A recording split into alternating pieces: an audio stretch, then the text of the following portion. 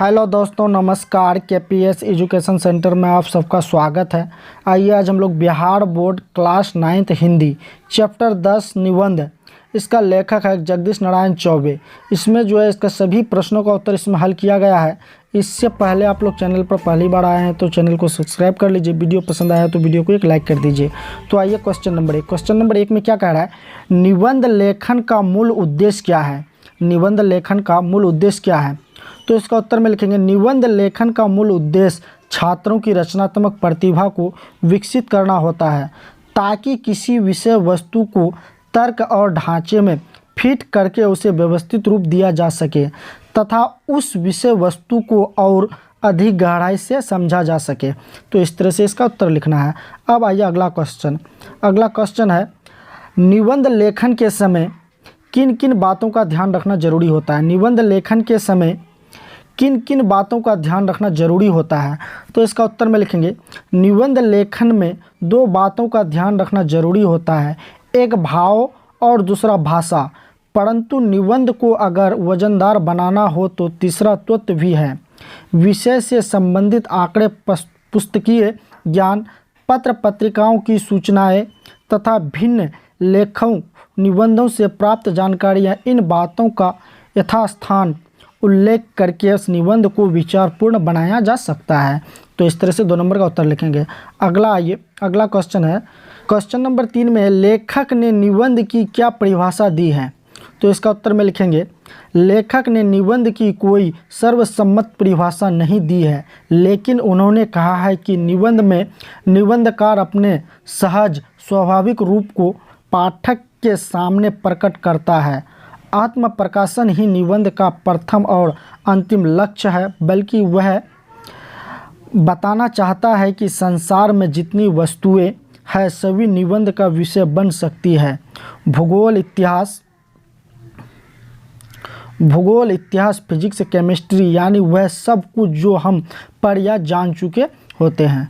अब आइए अगला क्वेश्चन नंबर 4 में है, निबंध लेखन में लेखक किस अत्याचार की बात करता है जिससे हिंदी निबंध बोझिल, नीरस और उबाऊ हो जाता है।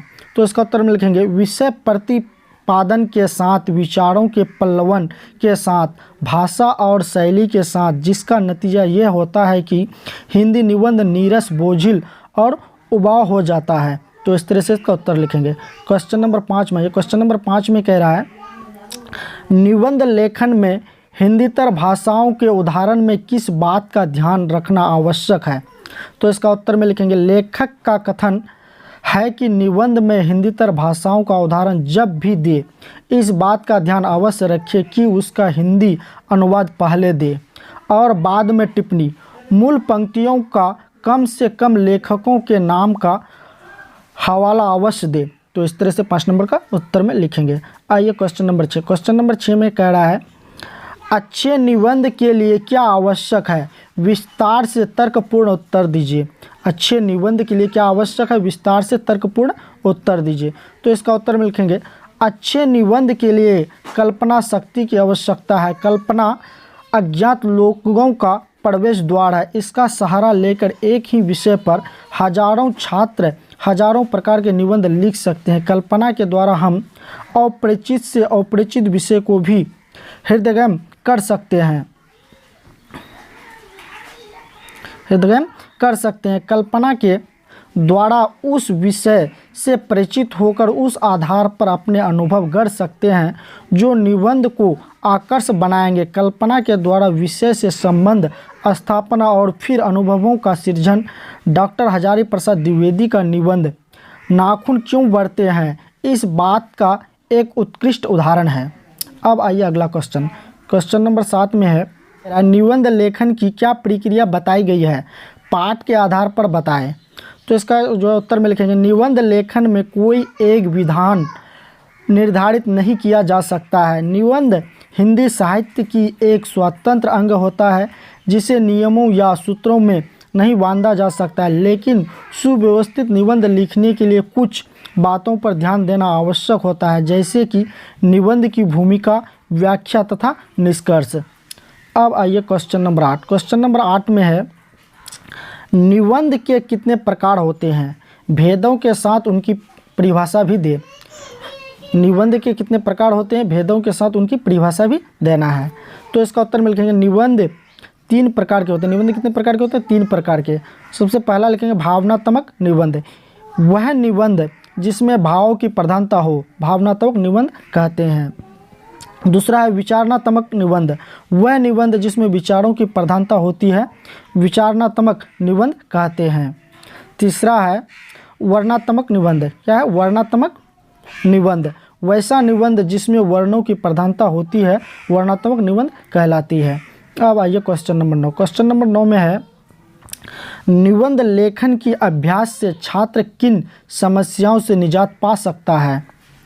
तो इसका उत्तर में लिखेंगे निबंध लेखन के अभ्यास से छात्र को अज्ञानतावश और अस्पर्धावश जैसी समस्याओं से निजात मिल सकता है।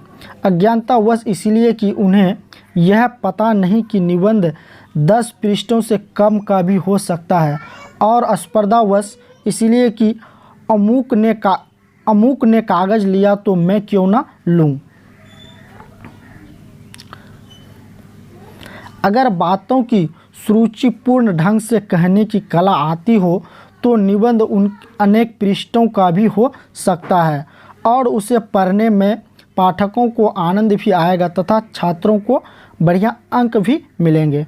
अब आइए क्वेश्चन नंबर 10। क्वेश्चन नंबर 10 में है निबंध लेखन में कल्पना का क्या महत्व है। निबंध लेखन में कल्पना का क्या महत्व है। तो इसका उत्तर में लिखेंगे निबंध लेखन में कल्पना का बहुत निर्यात महत्व है, क्योंकि अच्छे निबंध के लिए कल्पना शक्ति की आवश्यकता है।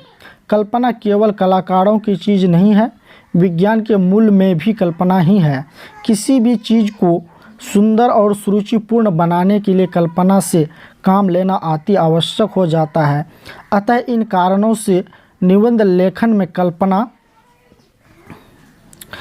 का महत्व अधिक बढ़ जाता है। अब आइए क्वेश्चन नंबर 11। क्वेश्चन नंबर 11 में है आचार्य शुक्ल के निबंध किस कोटि में आते हैं और क्यों। तो इसका उत्तर मिलेंगे आचार्य शुक्ल के निबंध उत्तम कोटि में आते हैं, क्योंकि उनके निबंध में विचारों की अभिव्यक्त है, इसीलिए उसमें कसाव होगा। उसमें क्या होगा, इसीलिए उसमें कसाव होगा, ढीलापन नहीं। जैसे प्रबंध, महान निबंध, शोध प्रबंध, शोध निबंध आदि उनके क्या है, प्रमाण है। अब आइए क्वेश्चन नंबर 12। क्वेश्चन नंबर 12 में है ललित निबंध की क्या विशेषता होती है। ललित निबंध की क्या विशेषता होती है। तो इसका उत्तर मिलेंगे व्यक्तित्व निबंध को आज ललित निबंध कहा जाता है। शास्त्रीय संगीत के गहरेपन को जिस प्रकार थोड़ा घोलकर सुगम संगीत बना दिया गया है, उसी तरह निबंध को भी लोकप्रिय बनाने के लिए उसकी प्राचीन शास्त्रीय को एक हद तक ढीला करके ललितीय तत्व से मर दिया गया है। क्वेश्चन नंबर 13 में कह रहा है निबंध को सुरुचिपूर्ण बनाने की दिशा में भाषा के महत्व पर प्रकाश डालें। तो इसका उत्तर में लिखेंगे निबंध को सुरुचिपूर्ण बनाने की दिशा में भाषा की अहम भूमिका होती है, क्योंकि निबंध लिखते समय सही भाषा का प्रयोग जितनी अधिक अलंकृत और अस्वाभाविक होगी, अंक उतने ही अधिक मिलते हैं।